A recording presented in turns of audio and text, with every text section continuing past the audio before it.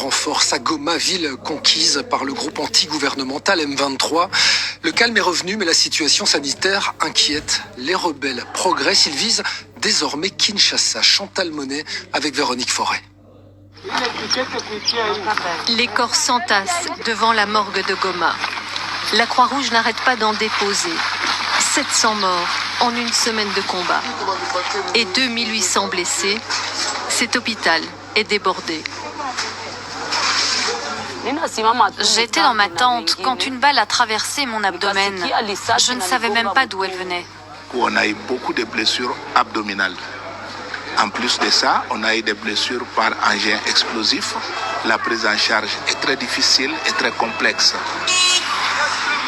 Goma, 2 millions d'habitants. La vie reprend, mais difficile de trouver de l'essence. Les écoles sont fermées, les banques aussi, et sur les marchés, les prix ont flambé. Le transport est difficile et très cher, car il n'y a plus de camions. Et puis il n'y a plus assez de marchandises, car tous les cultivateurs ont fui la guerre. C'est une énorme souffrance. Le prix est multiplié par 5. Ce qu'on achetait à 1000 francs congolais se vend maintenant à 5000 francs congolais. Fiers de leur conquête, les chefs rebelles sillonnent les rues de Goma. Nous nettoyons notre Goma.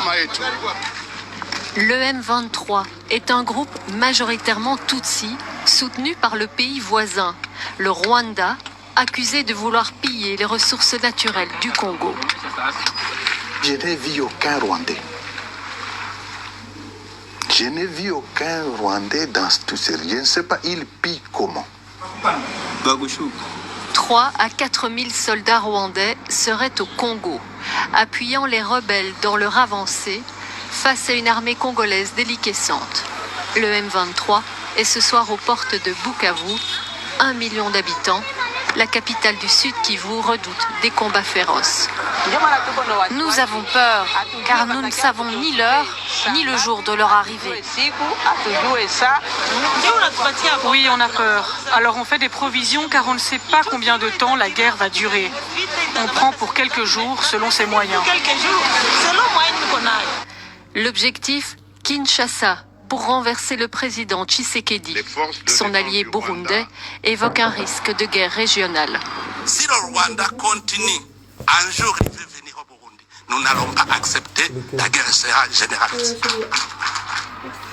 3 ans que cette guerre dure entre le Rwanda et le Congo.